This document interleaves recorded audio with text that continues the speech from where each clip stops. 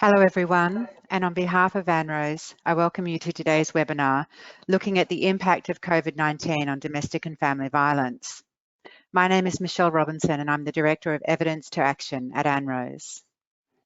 I acknowledge the traditional owners of the land across Australia on which we meet today, and on behalf of ANROWS, pay respect to elders past, present and emerging. Wherever we are today, we are on unceded Aboriginal and Torres Strait Islander land, and I acknowledge and pay respects to Aboriginal and Torres Strait Islander people participating in the webinar. Today's webinar is a panel discussion followed by a live Q&A, so please send through questions at any time during the course of the discussion and we will try to answer as many as we can. We have given ourselves an extra half an hour for this webinar as there's been a lot of interest. The research report and the resources related to the topic are available in the handout section of GoToWebinar, and there you'll see 5 handouts, including the report, a very high-level table summarising the findings, which is a very useful resource, and then 3 related fact sheets. Now, if you'd like to access closed captions, please click on the link provided in the chat box. The webinar will be recorded and it will be available on the ANROWS website as soon as possible. You can subscribe to Notepad, our fortnightly e-newsletter, to be notified when it's available. Finally, we have a survey that will pop up as you exit. If you could take a couple of minutes to complete it, we'd be really appreciative of your feedback, and your response will help in making the webinars going forward better. This is a confronting topic, and some participants may find it distressing. It's really important to take care of yourself while watching the webinar. If you would like to access support, please contact 1800-RESPECT on 1800-737-732 and Lifeline on 131114. The COVID-19 pandemic has raised significant concerns about the shadow pandemic of violence against women and children. There is now a large body of research in Australia and globally exploring the effects of the pandemic on violence against women and their children, and in particular, intimate partner violence. The research demonstrates that frontline services are responding to more complex matters and that there are also increased barriers for victims and survivors, both reporting violence and seeking support. Today, I have the great pleasure of launching a critical research report commissioned by ANROWS, Intimate Partner Violence During the COVID-19 Pandemic, a survey of women in Australia. This research, led by Hayley Boxall and Anthony Morgan at the Australian Institute of Criminology, represents the most comprehensive survey of women living in Australia about the nature of intimate partner violence experienced during the first 12 months of the pandemic. One of the primary aims of the study was to measure the impact of COVID on women's experiences of intimate partner violence. As you'll hear, 2 of the clearest measures of the impact are the onset of intimate partner violence and escalation in the frequency or severity of the violence within relationships where abuse was already present at the start of the pandemic. The panel will unpack the findings and the implication of these on future responses across police, health and legal sectors. We will also discuss what we know of how the pandemic has impacted children who live with domestic and family violence. Now I'd love to introduce you to the panel. We have Anthony Morgan, Research Manager at the Australian Institute of Criminology, Sandra Creamer, the CEO of the National Aboriginal and Torres Strait Islander Women's Alliance, Justice Gill from the Federal Circuit and Family Court of Australia, Anne Hollins, the National Children's Commissioner from the Australian Human Rights Commission, Melinda Tynan will be joining us from the Women's Safety Policy Branch at the Department of Social Services, and Acting Inspector Melissa Dwyer from the Domestic and Family Violence and Vulnerable Persons Command in the Queensland Police Service. Okay, welcome everybody. Thank you so much for joining us today and the very generous donation of your time. To begin with, I'd like to turn to you, Anthony. Could you tell us about the research and the findings that you've established? Sure. Thanks, Michelle, and good afternoon, everyone. Before I begin, I would also like to acknowledge the traditional custodians of the land on which I join you from here in Ngunnawal country and pay my respects to elders past, present and emerging. It's a real privilege to be part of this esteemed panel and to speak about our latest research. I'd like to acknowledge ANROWS for hosting this seminar and of course for funding the research. I'd also like to acknowledge my co-investigator, Dr. Hayley Boxall, and extend our thanks to our survey partners at Roy Morgan. Today, we are releasing the findings from our survey of more than 10,000 Australian women in a relationship about their experiences of intimate partner violence in the first 12 months of the pandemic. This research builds upon the work that Hayley and I undertook with another colleague at the Australian Institute of Criminology, Dr. Rick Brown, back in mid-2020. At that stage, there was already considerable concern about the safety of women during COVID-19 and a so-called shadow pandemic. The difficulty, of course, is it can be very hard to measure a problem that is often so well hidden, even more so in a pandemic. Back in 2020 and even through 2021, we have seen mixed evidence about the impact of the pandemic on indicators of partner violence using official sources like police recorded crime data.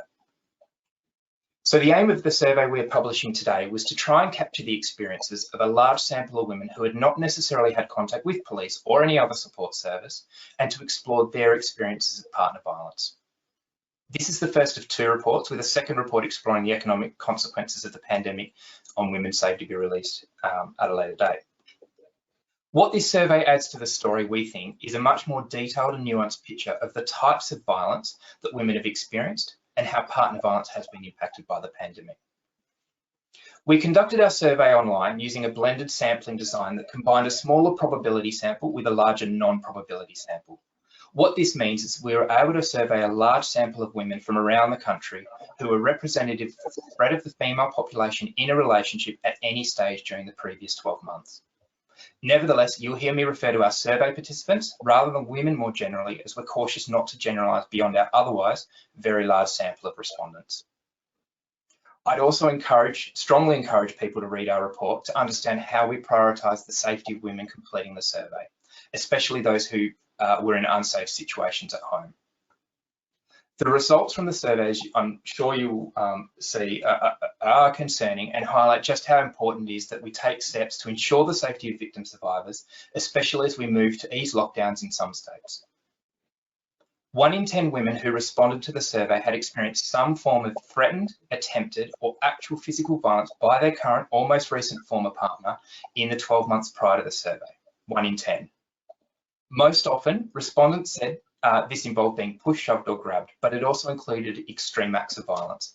Around 40% of respondents who said they'd experienced physical violence said their partner had used or threatened some form of strangulation or choking. A third said a weapon was involved.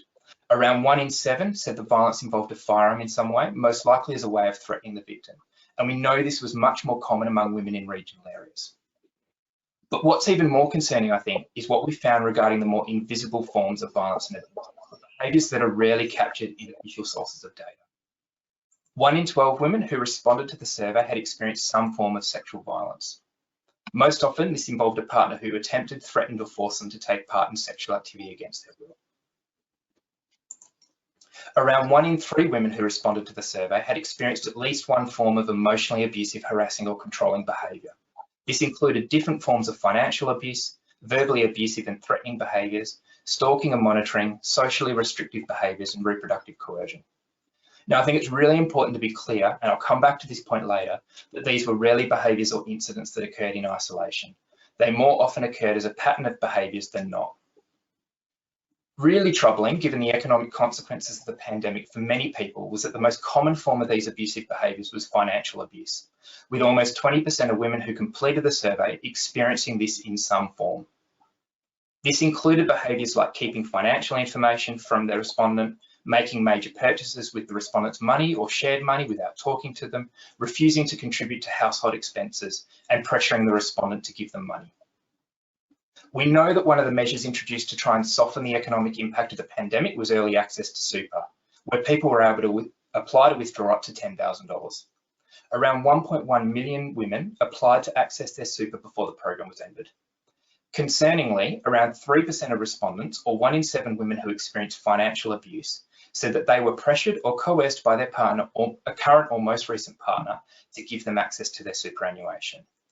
What this means is there were some abusive partners who were exploiting this opportunity for support, a concern that was raised when the scheme was first introduced.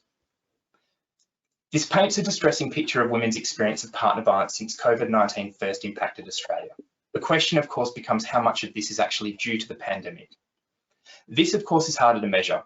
What we do measure, similar to our survey last year, and Michelle will reference this, is how often women experience the onset or escalation of violence. And what I mean by this is how many women who had never experienced violence by their current or most recent intimate partner experienced partner violence for the first time, and among women who experienced partner violence before February 2020, and again during the pandemic, how many said it had increased in frequency or severity. This time around, we limited this to women who had been in a relationship with their partner for longer than 12 months. This, of course, is not to say the pandemic wasn't a factor in the violence experienced by women in shorter term relationships. It just means we can be more confident that the violence was a consequence of the pandemic rather than simply coinciding with it. Among women who had been in their relationship for more than 12 months and who had not experienced violence before the pandemic, 3.4% said they had experienced physical violence for the first time.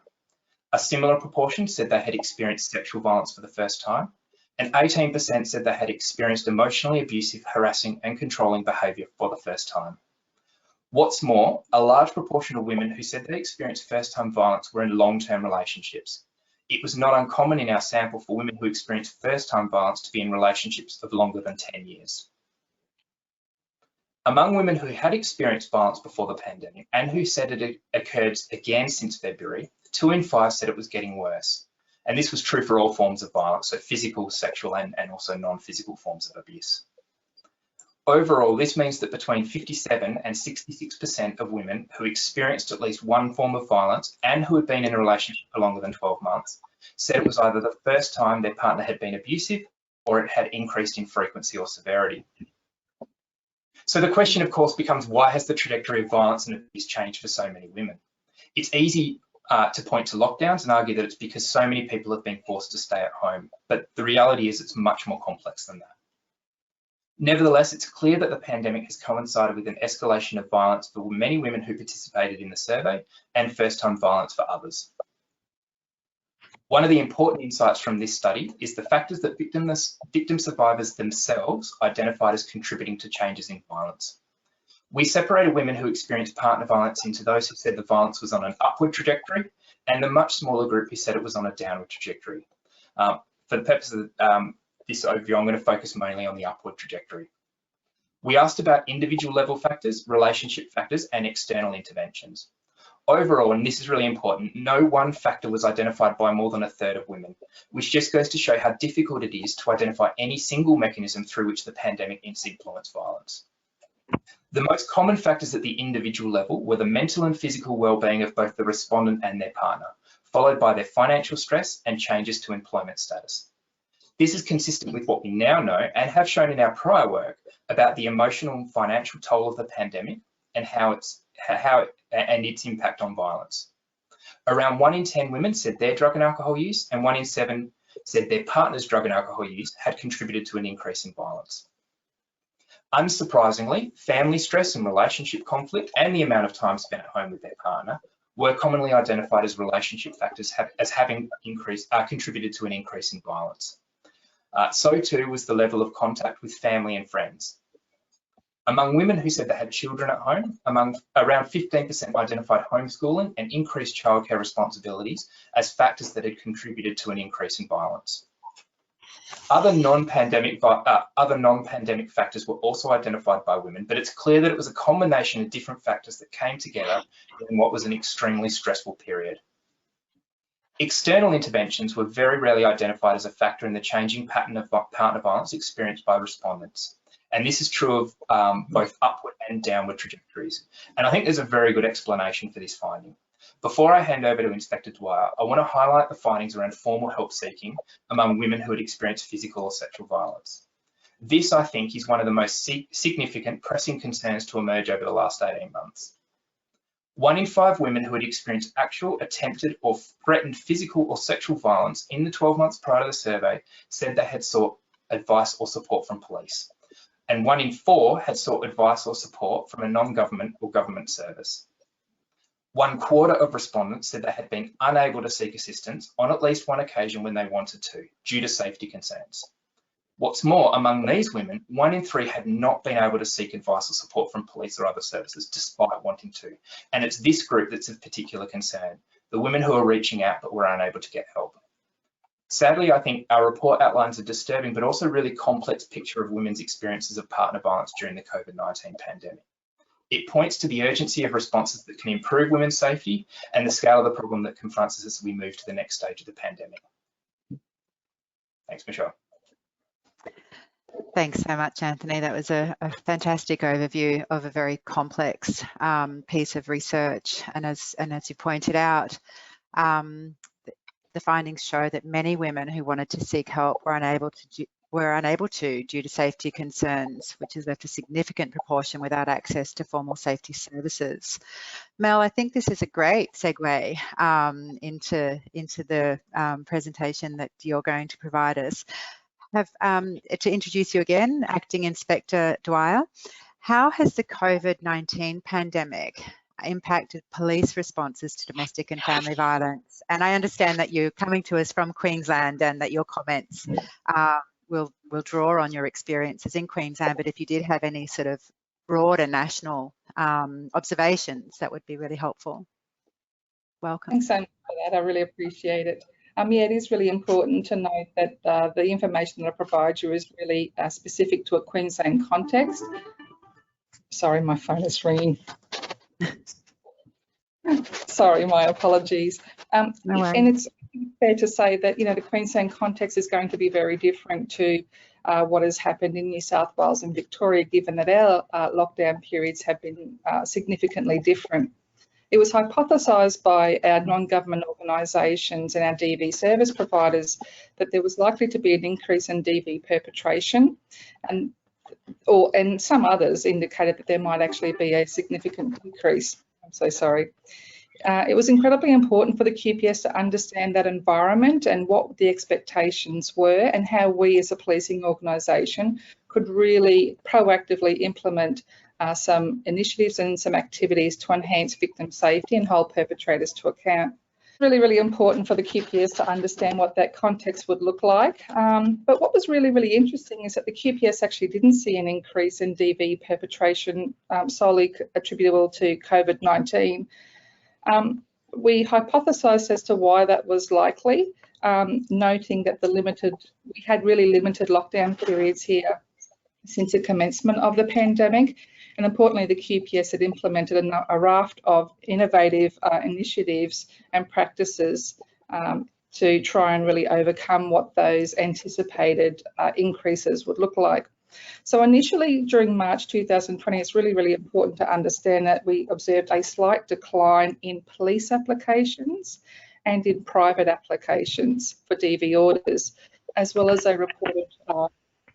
reported breaches of domestic violence orders. And that contrasted to the prediction of increased rates.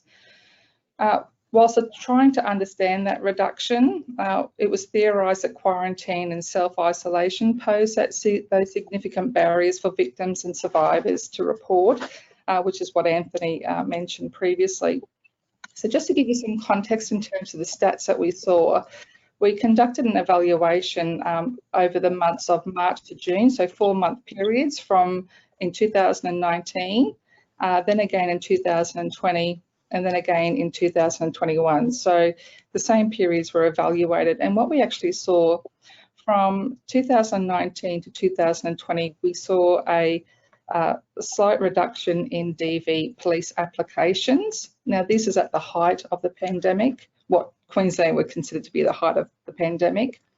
But in 2021, we saw a significant increase of around 26% of police applications. Interestingly, though, for DV private applications, that is where applications are taken by a victim at a courthouse, there was again from 2019 to 20 a slight decrease, around about a 10% decrease.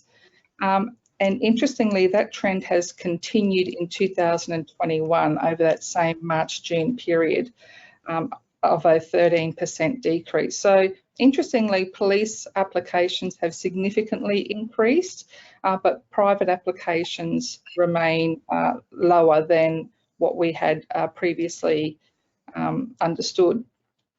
Strangulation charges remain relatively stable in Queensland, but we did notice a significant increase in policing activities in holding perpetrators to account for breach of domestic violence orders. So we saw respectively a 23% increase and then again a 37% increase.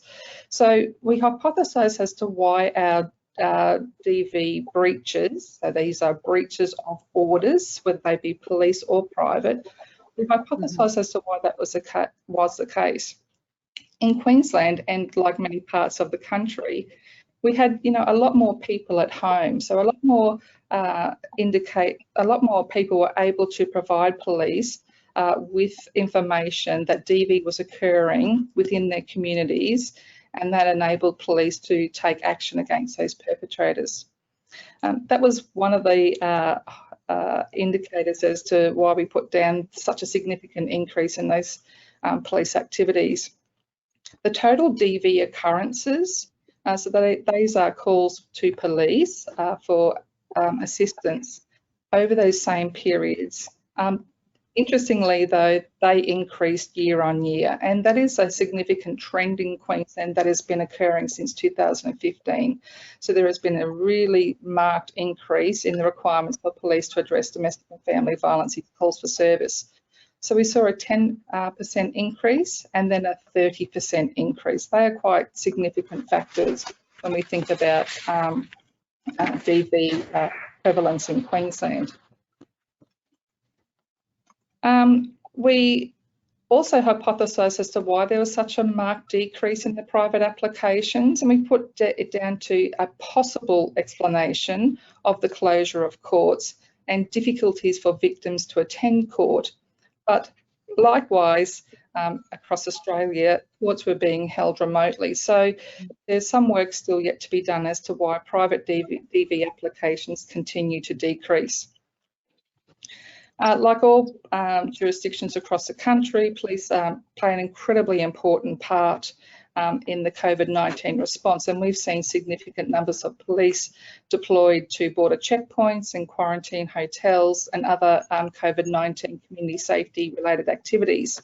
But what's really important to note that whilst we have undertaken these other activities, our response to DV is actually increasing. So we still continue to hold perpetrators to account and take out more applications to enhance victim safety. I guess the big question that probably most audience members want to know is, what have the police done to improve our police practices, and are there any long-term initiatives that we've implemented that are going to become part of BAU? What's really, really important for everyone to understand is that Queensland actually implemented rather proactively we enhanced our online reporting capability for DV victims to report domestic and family violence, and we did that by two ways. And as I understand it, we're the only policing jurisdiction in the country that has this online reporting capability, and that will be a BAU activity. So we implemented alternative and safe and effective options for DV victims to report through an online reporting capability. That's a non-urgent response, and also an SMS text messaging service as well. And that SMS text messaging service enables high-risk DV victims to pre-register with police to offer an alternate way in which communication can occur with the police. So that portal went live on the 3rd of April 2020. When I say portal, it's that online response capability. And here are some startling stats for everyone. It's around about 7,700 online contacts with the police since the 3rd of April, and they are not specific to DV, they include DV. So of those 7,700, 1,200 roughly are for domestic and family violence, and those calls, 1,200 calls, resulted in police being dispatched to the person's address to investigate domestic and family violence. Of those 1,200, 242 resulted in police taking action for a breach of a domestic violence order. and 64 resulted in an application being taken out by police. So that really, I guess, addresses those issues identified by Anthony as to what these alternate methods that we can implement to enhance victim safety and give them another option is to contact police. Those statistics, I would suggest, support the need for an alternative and discrete source for victims to report DV into the future. And we say that it has removed potential barriers for reporting of DV by victims. And it's enhanced that reporting capability for victims during COVID. I really want to just take a moment, if I could, to address Anthony's commentary in relation to the DV escalation or commencement during COVID, and whether the police, at least in Queensland, saw an increase in complexity. What I can say from the outset is that the Queensland context seems to indicate Anthony's indication that DV occurred for the first time once COVID commenced, and the complexity also increased. So if we look at the data from March to June over the 4 months, you might recall that I indicated that police applications significantly increased. So these are brand new applications being commenced by police that require a court to overview those DV applications and to make a determination as to whether an order is necessary or desirable. That trend over that 4-month period actually was replicated over 12 months. For the QPS members responding to a DV call for service, police, like everywhere else in the country, we undertake a risk assessment process, and we identify various risk factors that are present when we're conducting an investigation. And 2 of those really speak to what Anthony was talking about, which is that severity and the frequency. In 2019, the following stats were obtained that addresses that matter. Of the 20,500 police applications, 3,500 identified severity alone, and frequency was identified in 16,000 of those applications. Where those 2 matters were combined, that is severity and frequency, that totaled around about 2,000. In 2020, the severity increased, so from 3,500 to around about 4,000 of those applications. Frequency increased by about 2,000, but in 2020 we saw a slight decline. So I've thrown a lot of stats at you, so what does it really say? I guess it confirms the experiences of women surveyed that severity and frequency are increasing. With regards to complexity, 88% of responders in a Queensland University and Technology Centre for Justice report, which was drawn from a nationwide survey, indicated that the complexity had actually increased in that report. It increased. Anecdotally, our conversation with many of the DV specialist officers across Queensland confirmed that complexity had increased, and that we were finding more and more combinations of what we say of physical and non-physical forms of domestic and family violence. There have been obviously some impacts with policing during COVID-19, as I'm sure you can well appreciate.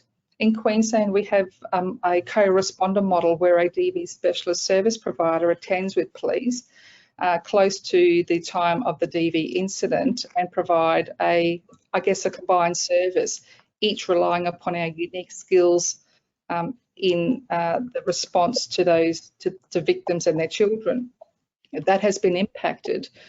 We saw that co-responders weren't able to attend with police in person to those incidents, and that police were going to those incidents by themselves. We've had to implement, with our DV specialists working at police stations, we've implemented safe to call and safe to message components. So understanding when it is safe to call the victim, making sure that we're not actually increasing or enhancing risk. We've had to change the way in which we question victims with regards to that complexity matter that I spoke of, understanding that the nature of DV might actually be different during a COVID-19. The co-occurrence of multiple forms of DV perpetration, having to wear PPE, and that impacting our ability to build rapport with victims and children, more importantly.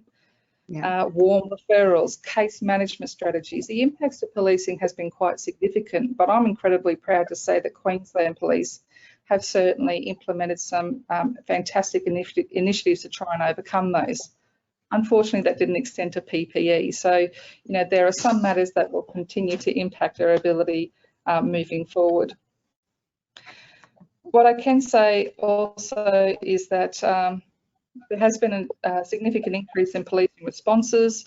Our upward trajectory continues, and we have prioritised some focused deterrence strategies. So relying upon some best evidence to engage with DV victims and perpetrators in a really proactive way.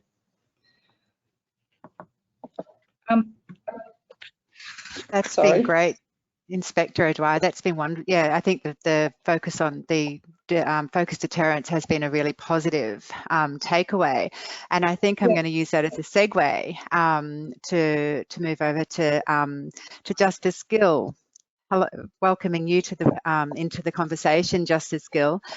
Thanks, Michelle.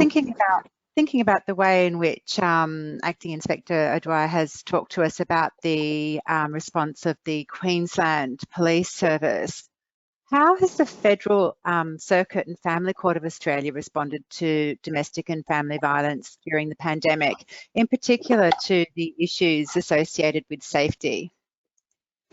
I guess there are two major aspects to deal with, and the first is the access to the courts at all, and the second is the triaging processes that are available. Because the first challenge that was thrown up was whether or not the courts would be able to continue to function, whether or not people would continue to be able to bring cases before the court and have those cases heard. Because if there was a delay in the court's capacity to function for the duration of the COVID pandemic, that would have a terribly deleterious impact upon anybody who required the intervention of the court to attempt to set things right. So the first issue was how is it that we might continue to provide that access to justice so that we don't have entrenched delays brought about in people seeking relief.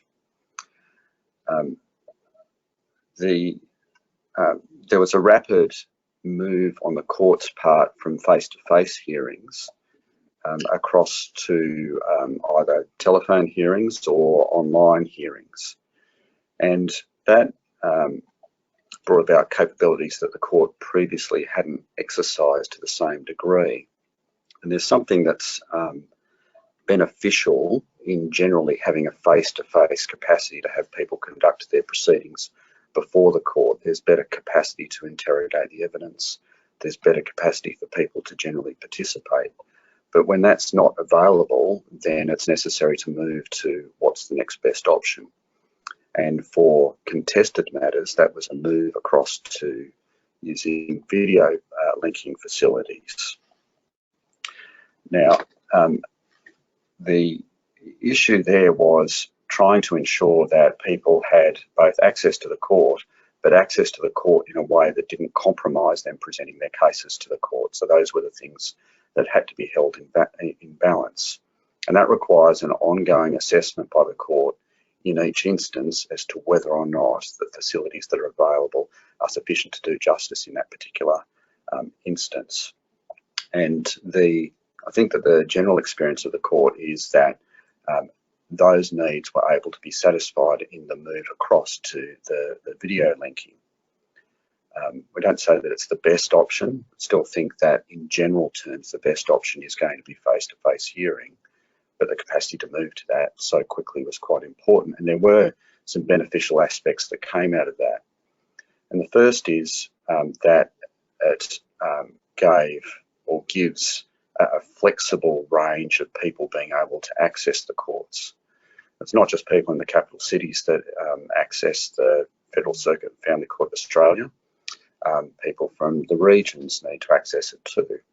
And so that capacity to have people engage in an online manner adds to the flexibility of response, and which again can be used to ensure that there are adequate safety plans in place for the litigants. And the second is that the court's experience in using the video conferencing facilities has opened the door to being more flexible in terms of how it is that we conduct ordinary litigation and facilitate people having a safe space within which they can participate in the court proceedings, whether or not they're being examined as a witness, participating as a party or otherwise. So there were some benefits that came out of that. Second aspect is the question of triaging, and there are two general methods of triaging within the courts. I'll deal firstly with the standard method, and the standard method is effectively an opt-in method, in the sense that if somebody says this case is urgent, it needs to be dealt with urgently, then a triaging process will be undertaken.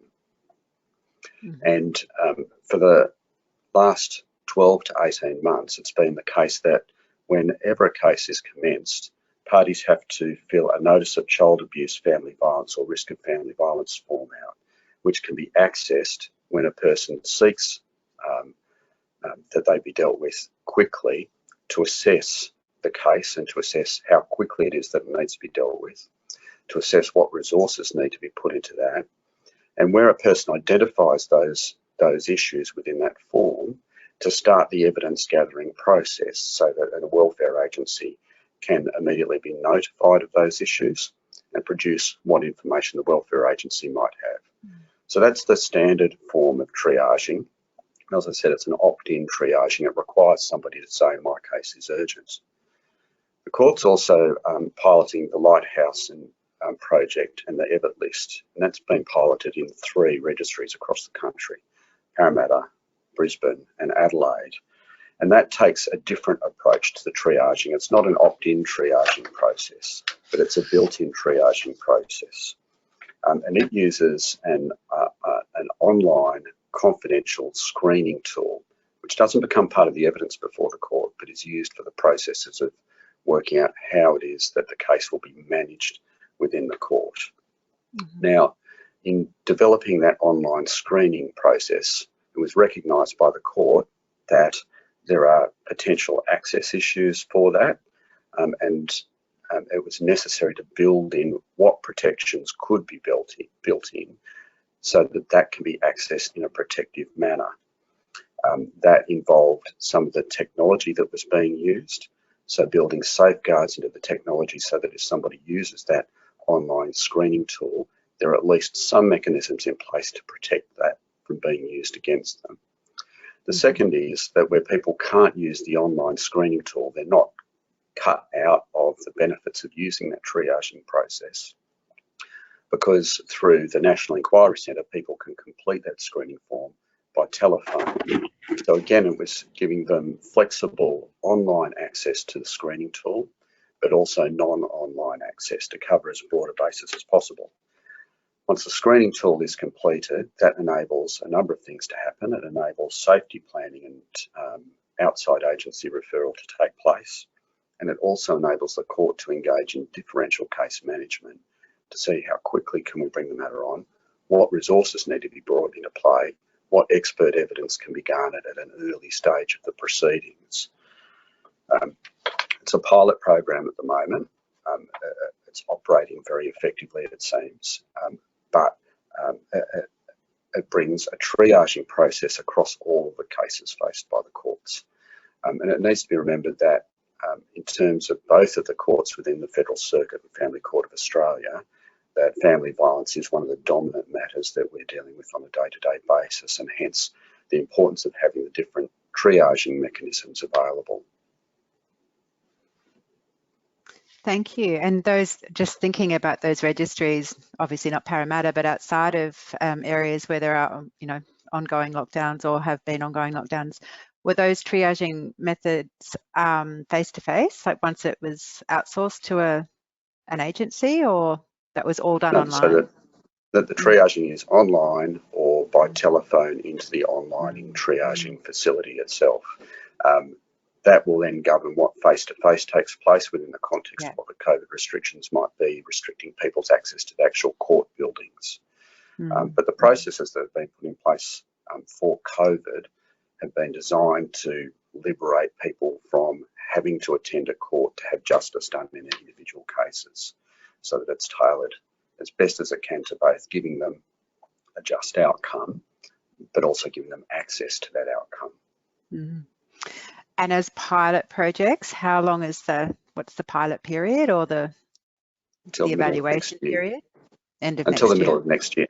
In terms of evaluation, the Lighthouse project is undergoing continual evaluation for the purpose of continual refinement of the approach. Thank you. No, that's been a really insightful explanation of how the Family Court, or the Federal Circuit and Family Court, have responded. Sandra, I'd like to bring you in at this point. We've heard from Anthony about the results of the survey, and from Inspector Dwyer about the Queensland response, and Justice Gill about the Family Court's response to the safety issues for when responding to domestic and family violence and the increase during COVID. How has COVID-19 impacted Aboriginal and Torres Strait Islander communities, particularly those who are experiencing domestic and family violence, and what has been the frontline service response? Good morning, Michelle. First of all, I'd like to acknowledge where I am. I'm on the Drumble land country, and thank you all for asking me to be on the panel. One of the big things is that with domestic violence, as we know, it has been really impacted out in remote communities. And the concerns that have happened is that, and I'll just get that up, is because I've been speaking to some of the ladies, is that with the online challenges and changes that have happened, it's very difficult to access any services for our women in remote communities. We know for a start that there were a lot of social issues and housing issues and overcrowding of everything that was available beforehand, but now it's even more harder for our women. And one of the impacts is that when it came to the services, they could not access a lot of those services. So we had a lot of women, especially our women out in remote communities. We know that mostly all Aboriginal and Torres Strait Islander remote communities and communities went into lockdown, and that was very critical for us so that we could keep the COVID out. But what happened was a lot of our women were unable to seek assistance. They weren't able to escape domestic violence. We have a lot of women out who live in remote communities. We know those remote communities, when I've gone out there myself, they're like 5 to 6 hours to travel into town, and you do need a car. Not everybody has a car in those remote communities, so they're not able to leave, and they have to stay there. And that's the sad part, is that they had to stay in those communities. And some of those communities, they don't always have state police in them. They have just the community police in those communities. So this really posed very difficult for any of our women out there. And one of the sad things is that, as we were just listening before, you know, the changes within the court and how technology was used and how phone service points are used. Out in our remote communities, technology is very hard. For example, in some of those communities, they only have a community phone. And, you know, it's good luck trying to even get into any internet services, because you have to go and stand with your mobile phone in a certain spot under the internet satellite. And at times you can't even get that. I've been out onto remote communities and I've not able to get any services out at all.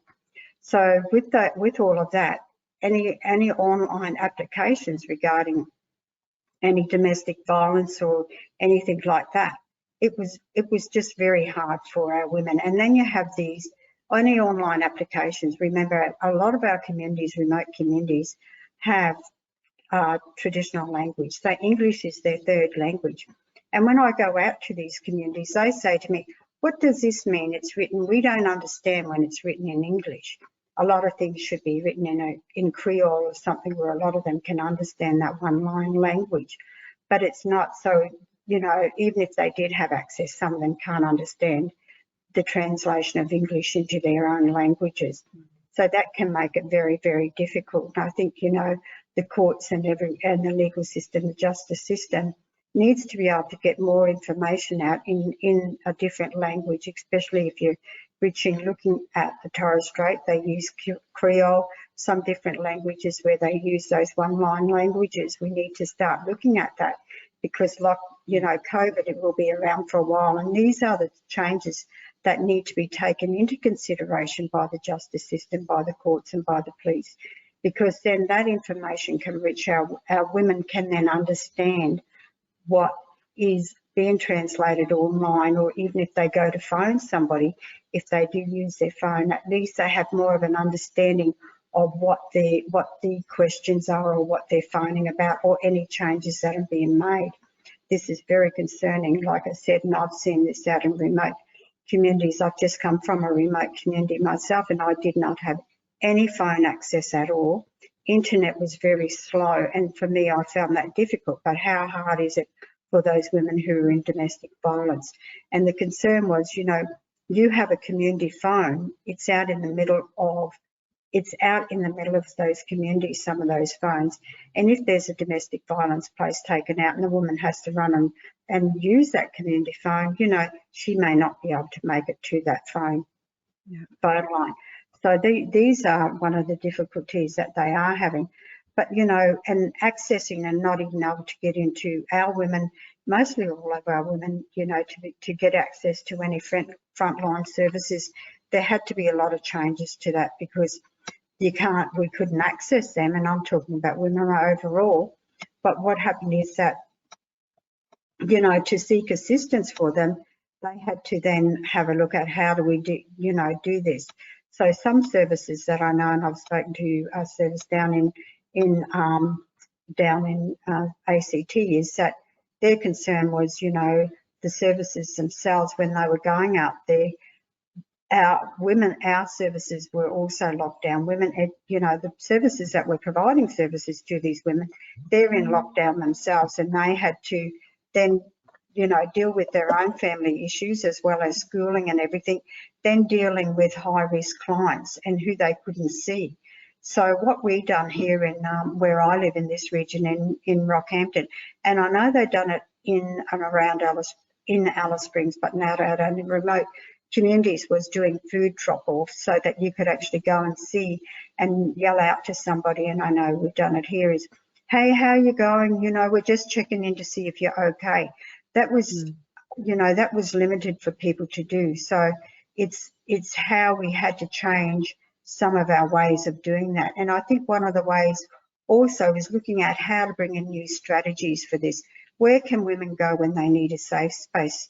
If they need to report something, if they're, you know, not able to, or to let somebody know, maybe we need to start looking at the hospitals having a certain code in, or even the police, or even the post office. Everyone goes to the post office, but like I said, not everyone does go to the police, and not everybody's going to report to the police, because with frontline services being delayed and going out to communities or not even reaching those communities, there was also a very big concern about, you know, one of the things was access was about the children.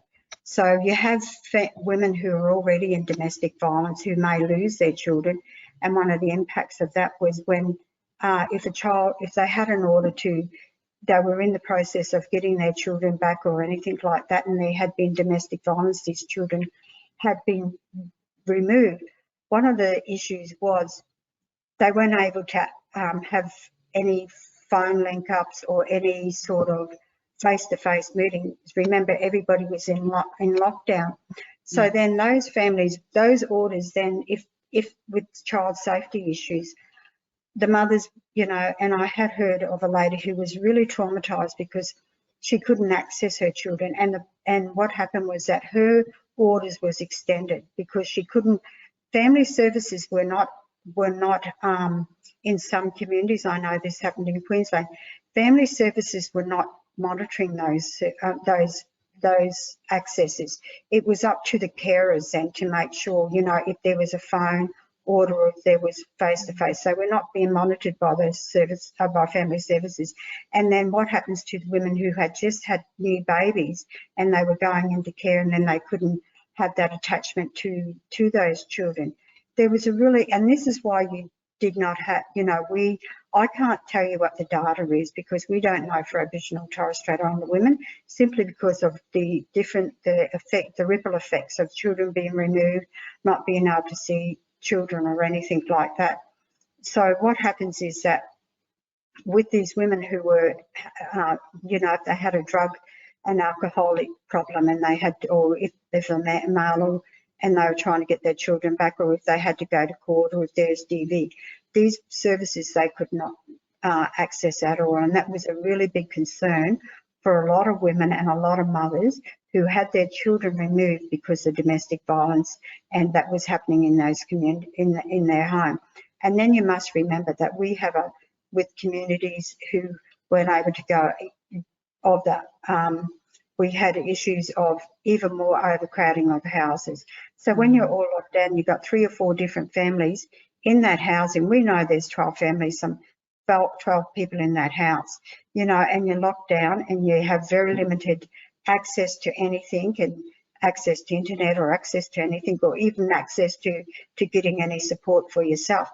It's going to create a lot of anger, you know, living in that sort of environment with anyone. It just affects anybody mentally, and mental health issues are just, you know, can be very sky high in that.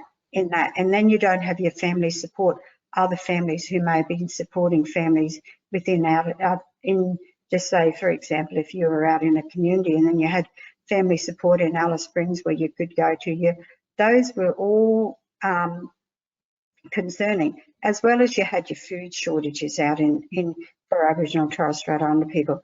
And you have, for example, up in and I know when you're up in the Melissa might be able to understand this, is when you're out in those remote communities, especially when you have to fly in from a plane and there are orders in place, huge airfares, airfares. And then if you're bringing a woman in from one of those communities during those lockdowns, then what happens is when they want to go back, they don't have the money to be able to pay those airfares back to those communities. So what are they going to do? They're going to say nothing. So we have to take in consideration all of these different impacts for our women out in those communities, but also the impacts of the court orders when it applies to women in domestic violence and children in care. This, again, like I said, it was really concerning, and it's even more concerning because of the mental health that is affecting our women and even our men when they're doing this, is that we have already had a, you know, intergenerational trauma. Then you have this on top. And then when you have not being able to see your children. And the concerning was, sadly, if you're on the end of, you have a child in care because of domestic violence and you're trying to get your child back, and then you're breaching, you know, you've given the orders are extended and there's a breach or something of those orders, what happens is that, you know, those orders can turn into long-term care. You know, sadly for that, those are the different things that we all have to take into consideration, rather than saying, okay, there's going to be a long-term order on this mother, her child's going to be removed. We need to have a look at how we can make those changes, that child is not going to be placed in a long-term order, especially if it, at the end, it was near the end and COVID came in. Children have been placed on long-term orders. Those women are more traumatised, and then you're not going to have any, and then you're going to have the arguments between the husband and the wife, or the, you know, the different partners, because they're going to be blaming each other for those long-term orders on those children. And, you know, you just got a whole circle.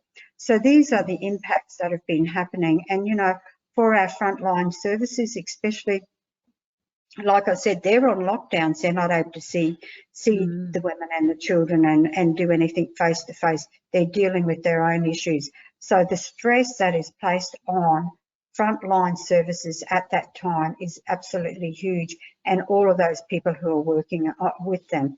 So this is, you know, how it is for us. And I'm really, you know, glad that I can share some of this information, because we need to have a collective of looking at how are we to look at these orders, or what's going to happen, because COVID's going to be on for a long time. We don't even know what can happen next week, but we need to look at how we need to make the changes.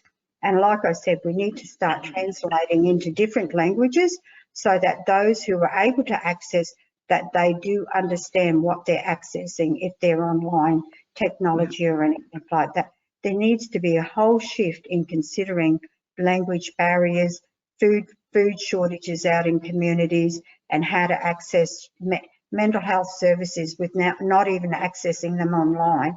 How do we do that? We need to really start building more skilled people within our own people out in those communities. We need to start having well-trained people out there. We need to bring in so that then they can cope with those pressures and issues out in their communities. Thank you.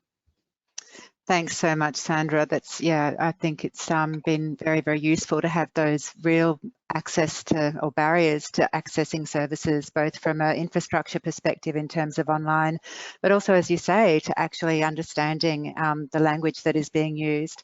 But you've raised some really incredible points about children and the impact of children, not only those experiencing and living with domestic violence, but the whole system that sits around them in terms of child protection and the issues in rural and remote communities. And so I think it's a very nice segue into introducing the National Children's Commissioner, Anne Hollands. Welcome, Anne. So we've just heard from, in great and important detail from Sandra, children are also victims and survivors of domestic and family violence, and the pandemic has significantly altered their day-to-day lives. And how has the pandemic impacted children living with domestic and family violence? And what do we understand about this, and what the responses have been?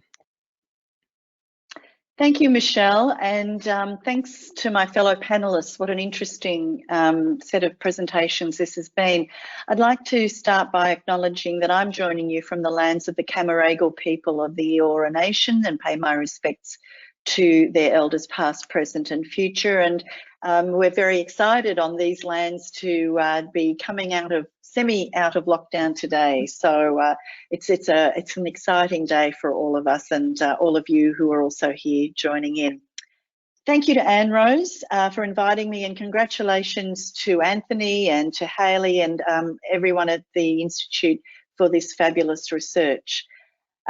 So I've been asked to share some reflections on the experiences of children. I'm going to just cover say a few things on three issues. One is COVID, secondly, listening to children, and thirdly, policy and system reform.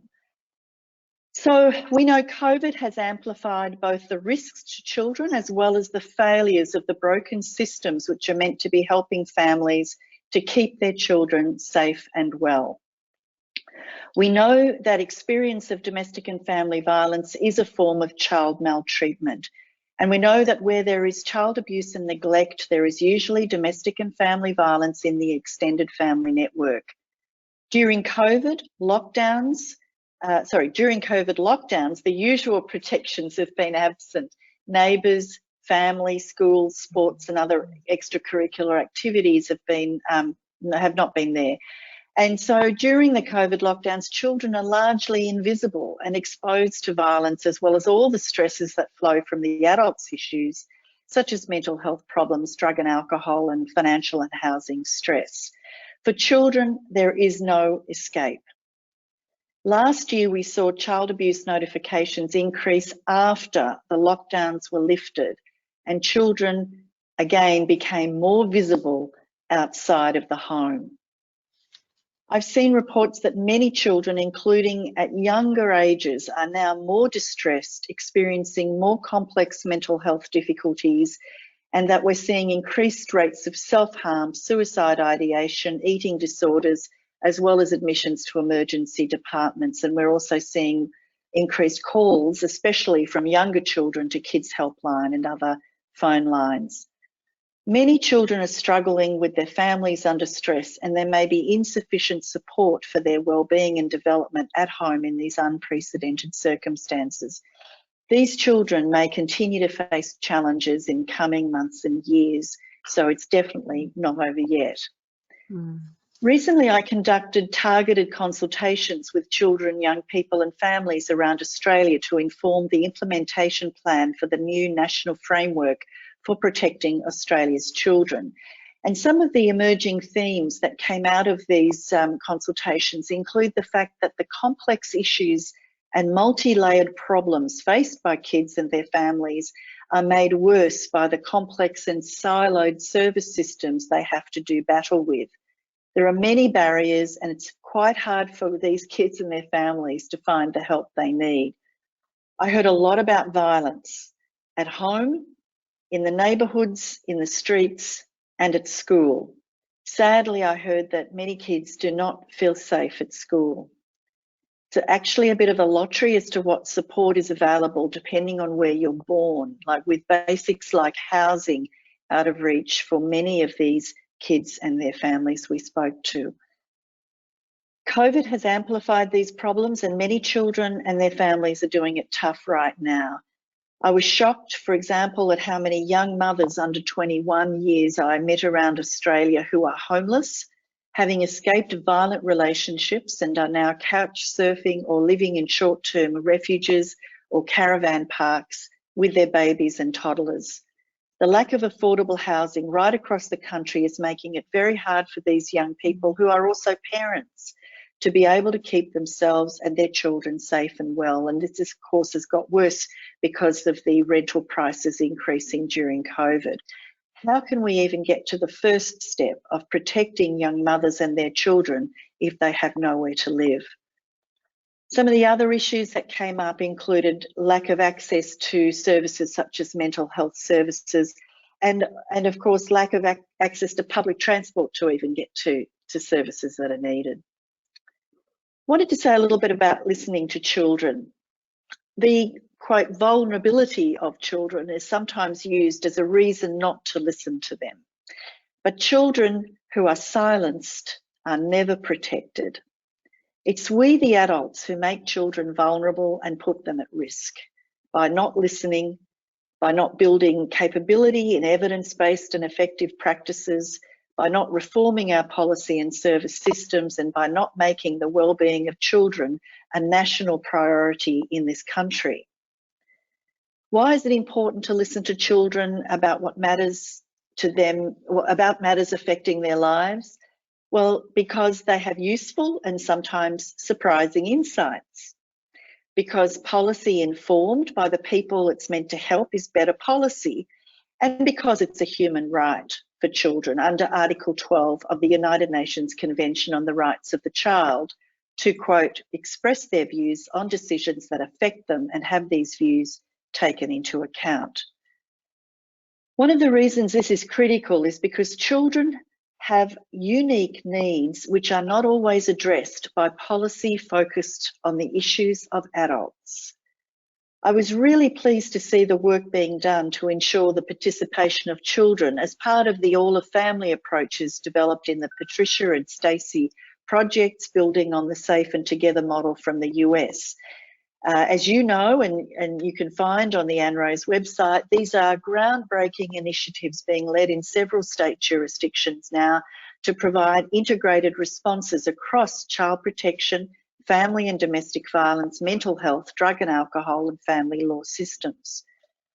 We are now more alert to the fact that adult-focused services need to have children in their sights, but this realisation is yet to be standard practice. And really the decades of specialisation and rigid siloing of policy and practice has not served children and their families well. A systemic whole-of-family approach with children as the priority is needed to ensure that kids do not fall in the gaps between service systems. There are few studies that have actually amplified the voices of children who have experienced domestic and family violence, and one I would commend to you is by the ACT Children's Commissioner, and you will find that on their website. This study reinforced that children can have a range of complex and sometimes conflicted feelings and reactions, and it's particularly difficult when there's a difference between what children need and what their mothers need. Children have told me that they're cautious about speaking up to anyone, particularly if they might be a mandatory reporter, such as a teacher, because of fear of being removed from their families and their homes. These barriers to getting help raise questions about the way the systems operate to potentially further traumatise children. And finally, just a few reflections on policy and service system reform. Like Sandra, I'm on the National Plan Advisory Group, and I've been making the point that children need to be visible in the next plan. Instead of the National Plan only targeting women and their children as an afterthought, we need integrated policy and service systems in order to be able to act with greater precision with and for children and their mothers. And I believe that it's only when we properly recognise women and men as mothers and fathers that we begin to be able to see children as both victims and survivors in their own right. From a policy perspective, the childhood years should be recognised as unique because development is rapid and dynamic, and both positive and adverse experiences have a powerful effect on the developing child.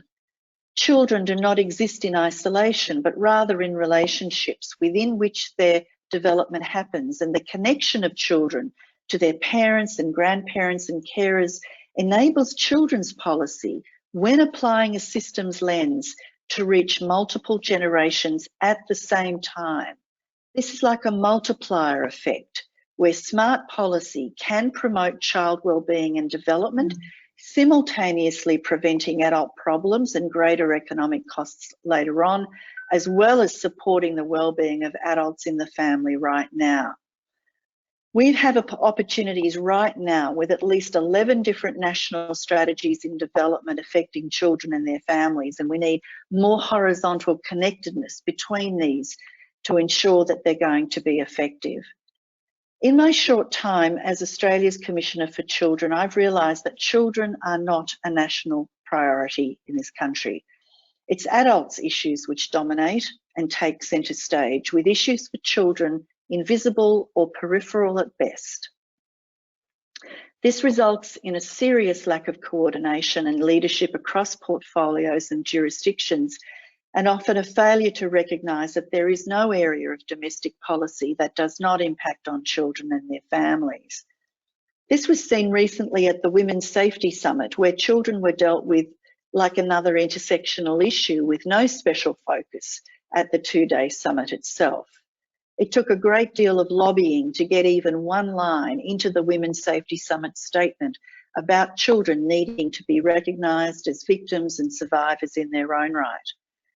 Because children are not a national priority, we're failing to fix long-standing child safety and wellbeing problems, such as the ever-increasing numbers of children removed from their homes and placed in out-of-home care with poor lifelong outcomes. Because policy is so firmly siloed, we've failed to make the connection between harms experienced in childhood and the adult problems we are trying to prevent, such as domestic and family violence. Preventing childhood violence is not only a human rights issue for children, it's also critical for preventing violence and other problems in adulthood. That's why we need more research and more evidence-informed early action to fix the broken systems and inadequate policy, which results, as I said, in young mothers escaping violence, finding themselves homeless. If we are serious about preventing violence against women, we must get serious about preventing all forms of violence in childhood. We need to act to ensure children's needs are more visible during the pandemic and plan for their wellbeing for the post-COVID decade. Our road to recovery from COVID now requires close attention to the needs of children and their families, especially those children who have suffered or missed out on critical support. We need upstream investment to prevent longer-term problems and to reduce the human and economic costs down the road. An understanding of the unique needs of children requires that we build system capability with the sophistication shown in programs such as the Stacey projects And we need to make sure these services, these wraparound, holistic, all of family services are available to children and their families across this country. COVID has taught us that big problems require courageous national leadership and coordination. We need to better understand how our systems are failing our children and their families, and how we and our current ways of operating may actually be supporting the conditions that keep things the same. Thanks, Michelle. Thanks so much, Anne. And I think I might just, as before I do segue through back to you, Anthony, the evidence base that you're speaking of, Anne, in terms of understanding domestic and family violence in children is the first priority under the National Research Agenda, and is the priority that ANROWS is funding. So there are 8 or 9 more projects which are looking specifically at that issue, and as you say, it is a systems response. And I think, Anthony, that's a great segue into understanding from you, what are the key policy takeaways from the research? Sure. Thanks, Michelle, and thanks to my panelists for some really stirring and I think some really quite profound commentary around kind of the broader issues and the complexity of some of the problems we're facing. I think, and I'll shorten my words a little bit just in terms of the timing we have available, but I think in terms of implications for policy and practice, I think beyond kind of reinforcing the urgency of taking steps to ensure women's safety, I think he's drawing attention to the areas we need to focus on right now, especially as we start to ease restrictions in some states, but also as we obviously develop the new national plan. I think in terms of priority areas of focus, probably most obviously, and I probably don't need to say a whole lot more about this now, but I think the research really does highlight the importance of proactive measures to support victim survivors and to stop the violence. I think, I genuinely think it would be naive to think that as restrictions ease, we're going to see this problem suddenly dissipate. There are going to be people who choose not to return to kind of normal levels of mobility because of fear of becoming ill, or if they have particular health conditions. We saw patterns of socially restrictive behaviours amongst the women that we surveyed that suggest that they're going to still find themselves, their movements regulated, controlled by their abusive partners. So I think these issues and these barriers to help seeking are going to continue to exist and persist well beyond COVID. I think the other point to make, and again, I kind of touched on this before, is the idea that there are, when we talk about particularly the non-physical forms of abuse, these are not forms of abuse that occur in isolation. It was much more common to see women report multiple forms of abuse, both within kind of those broad categories like verbally abusive behaviour, but also across categories. So overall, around 60% of women who said that they had experienced at least one form of emotionally abusive and controlling and harassing behaviour reported experiencing more than one. So they might have experienced financially abusive behaviour, but also socially restrictive or verbal threats and so on. So the behaviour is complex. And I think part of that is the fact that we see perpetrators who are adaptable. So I mentioned around superannuation and thinking about, obviously as we move towards economic recovery mode, there's going to be more schemes like this, I suspect, and obviously we need to be considerate to how they might be exploited by partners as part of a broader pattern of abuse and control. The other point I wanted to make, and which I didn't cover in my earlier words, is just how pervasive the role of technology was among women who experienced non-physical forms of abuse. So around a third of women who said that they had experienced emotionally abusive, harassing or controlling behaviour said it involved some form of tech-enabled violence. So that equates to more than 1 in 10 women who had responded to our survey. So this included behaviours like accessing social media and email accounts without consent, stalking the respondent using software and apps installed on their devices, and taking a sexual image without their consent. Now, it is hard to gauge how much this has been impacted by the pandemic from our survey, though certainly there is other data to suggest that it has been. But I think it's another reason we need to be cautious as restrictions ease, given it offers an opportunity for abusive partners to continue to exert control over their partner. And we make it clear, really clear in our report, I think, that efforts to reduce partner violence must prioritise addressing tech-enabled abuse. And finally, I just want to, I guess, touch on a couple of points, particularly those made by Sandra and Anne around both children and Aboriginal and Torres Strait Islander women. I think it's really important to make clear that the experience of violence and abuse outlined in our report will not be shared equally by all women or indeed all children. And we do include questions, did include questions about children. And I know from the analysis we're doing of that the findings around not just exposure to violence, but their own experience of violence are quite startling. And we know from our previous research and also from the second report of the study that will be released in coming months that the risk in violence abuse is higher for certain sections of the community. And I think we also have to acknowledge that not all women who would have been able to safely participate in our research, nor will we have reached some of the more vulnerable segments of our community. So I think whenever we talk about these policy and practice recommendations, and this is the point made far more coherently and articulately by Anne and Sandra, we really need to think about those people who are most at risk and also the consequences of any measures for those women who are especially vulnerable, or women or children who are especially vulnerable. Thanks very much, Anthony. And I'd like to bring in now Melinda Tynan, who we have on the line. Melinda's the Director for the Women's Safety Policy Branch in the Department of Social Services. Are you with us, Melinda? Yes, I am. Oh, lovely. Welcome. Welcome to the conversation. Thank you so much for joining us. In light of the research findings, I thought it'd be great to hear from you in terms of how these are going to help inform or shape the work of the department that you're involved with going forward. Yeah, thanks, Michelle. I think when I was thinking about this session, I was reflecting on a couple of the programs that were particularly affected by COVID over the last 12 months and how we've attempted to respond to those. Several things spring to mind. One is the Support for Trafficked People program that the Department of Social Services funds as part of a whole of government response to human trafficking and forced marriage. Is a relatively small program and relatively sort of a niche product, I guess we'd say.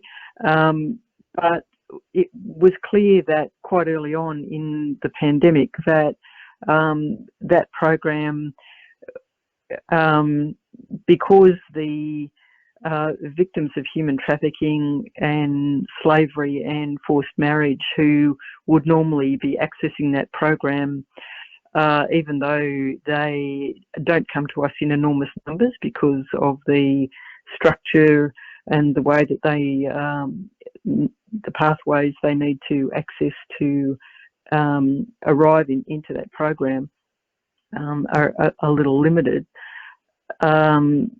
It was clear to us that there were going to be some effects of the pandemic on that program in particular, in terms of, number one, the cost of housing for a lot of those victims of trafficking and forced marriage. They were going to need to be in hotel accommodation, and that's a fairly normal kind of situation for people in those circumstances. And in the circumstances of the pandemic, it was a lot more complicated and a lot more expensive, and hotel accommodation was becoming increasingly limited.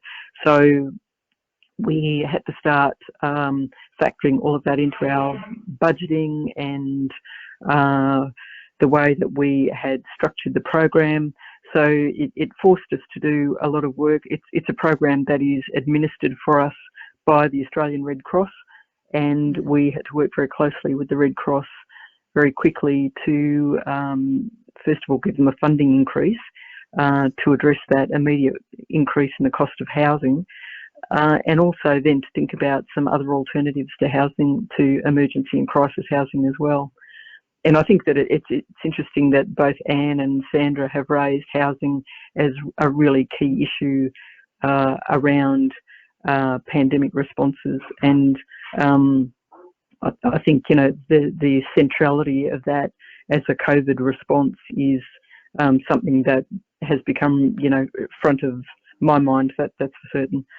The other program that the Department of Social Services manage is the temporary visa holders experiencing violence pilot, which was a new program that was developed at the beginning of this year in response to the pandemic, and it was developed partly as a result of all of the calls for better services for temporary visa holders experiencing violence over the past decade. But also, I think the pandemic really brought the needs of that cohort into relief. They suddenly, because of that, again, the shortage of housing and particularly crisis accommodation for women in those circumstances, they often didn't even have the funding to be able to afford to pay a co-contribution to access a women's refuge. So for a lot of those people, you know, they're facing destitution and are not able to access any other form of government support. So it really did require us to think very urgently, and in the absence of a great deal of quantitative data, to rely on the qualitative data that was available, and also using some of the data that the AIC had provided from their first survey in the pandemic. So that, I think that's for us has been, you know, very much a learning experience around how I don't want to use the word agile, because it really hasn't been, and I think, you know, most government services aren't particularly agile, and trying to access Commonwealth funding to respond quickly is never simple, but trying to think as creatively and I guess laterally as possible in terms of housing options and the model of the pilot, in particular for temporary visa holders, was really important. So part of what we did with that pilot was to not only provide access to financial support to cover increased accommodation costs, but also to provide legal and migration support as well through immigration lawyers, in an effort to, you know, enable people to sort through all of the various legal issues that you know were also part of their complex dilemma. So that's probably our major learning. There was a whole bunch of other issues that I think, as from a departmental level and a policy perspective, have come to the fore as a result of the pandemic, and I liked Queensland Police discussion about alternative reporting. I think that is an issue that has come to the fore during the pandemic for obvious reasons. People's restricted access to transport and other means of reporting, but also gender and disaster has been one of the issues that I think has come to the fore as well. So all of the decade of research from the bushfire inquiries and the effect of natural disasters on reporting rates of domestic violence and the incidence of domestic and family violence post natural disaster has also come to the fore in our thinking as well. And I note the development of the National Recovery and Resilience Agency as a, you know, a new part of a new government response in that area. And I think thinking about the pandemic as part of that bigger disaster scenario is really important, and something that we're certainly paying close attention to. Yeah, so sorry, that's a really quick overview. Yeah. No, that's been really helpful. Thank you. And look, I'm going to go straight to questions now. We've got a few that have come in, which I've picked up on my phone.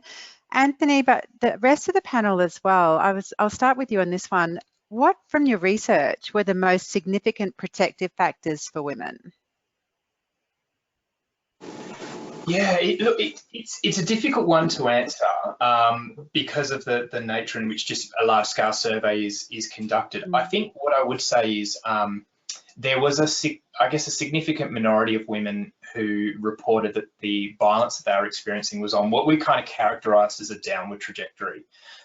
So across the board, the different forms of abuse were either on their way, as they described it, decreasing in frequency or severity, or just certainly increasing. And it was interesting because I think many of the factors they identified as contributing to that trajectory of violence that they were experiencing were similar to those that were reported by those women who said that the trajectory, but the violence was kind of increasing.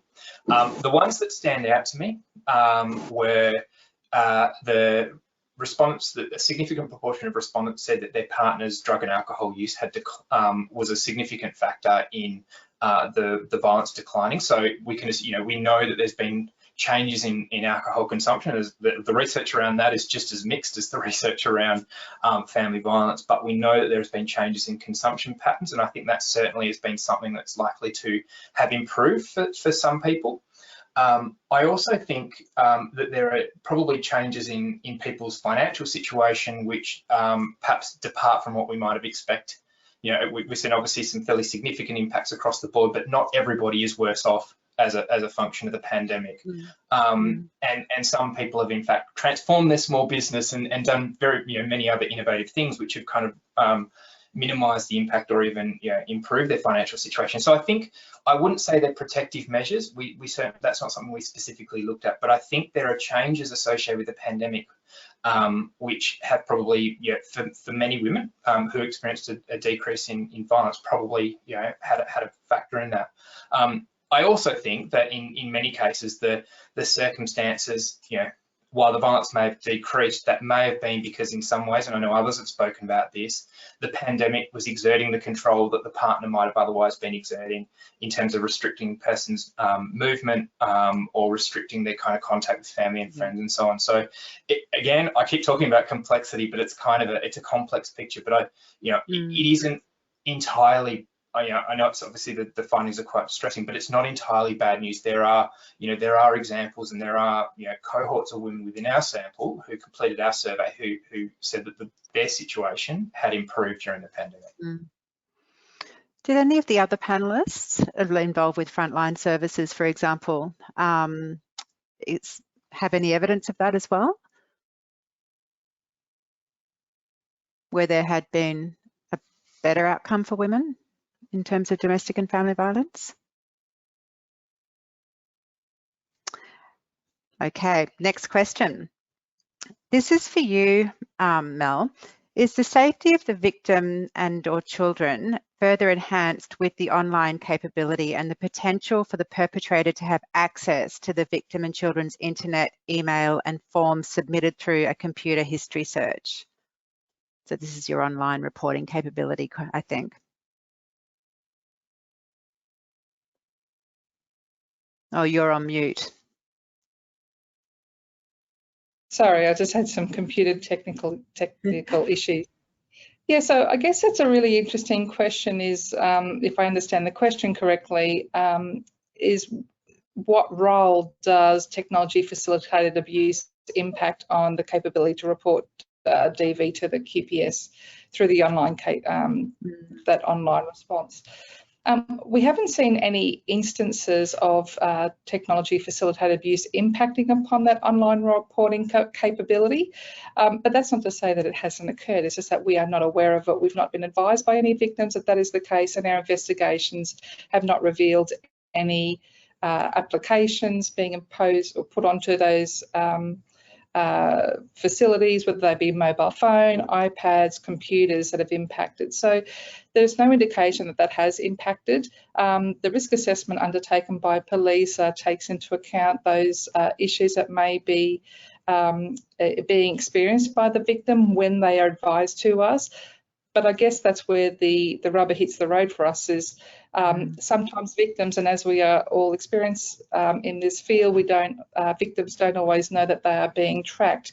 You know, it generally starts with a bit of an uneasy feeling or some concern that the perpetrator is aware of conversations that have been had in private, and that generally leads to victims undertaking their own assessment. So when that indication is made to police, absolutely, please take action and interrogate the device to understand whether there are any tracking capabilities on those devices. But at this stage, we haven't seen any indication that that is the case. Great, thanks, Mel. And there are many, many more questions, but we don't have time for them. Just to confirm, Anthony, the data wasn't broken down by on a state-by-state basis, was it? That was one quick question I thought you might be able to answer with the yes or no. It's not in the report. It's more complicated than that. It is something that we're looking at. The tease. Great. Well, looking forward to further advice on that. And this is part one of a two-part report. So we look forward to the next report coming out. And congratulations again to you and to Hayley and the AIC on the production of such a helpful and critical report in the middle of COVID as we come out of lockdown. Look, I'd like to thank the panel for giving up your time today, but also for the very generous contribution of your insights and your knowledge on the areas that you've spoken to today. Thank you to the audience. It's been a great audience. It has been a very important conversation for both policy and practice.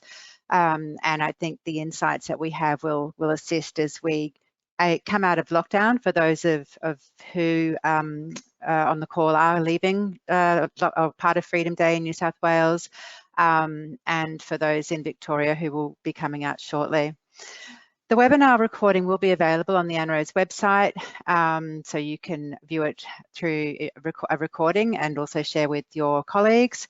There is an exit survey if you'd like to do that as you leave the webinar. And for any researchers who are tuning in, if you wanted to register your research on the RAR, as we call it, the Register of Active Research on the ANROWS website, that just helps us compile a comprehensive picture of all of the research being undertaken in the violence against women sector. Well, thank you all again. I really appreciate you joining us and tuning in today, and thank you so much to the panel. I'm Michelle Robinson, and on behalf of ANROWS, thank you and goodbye.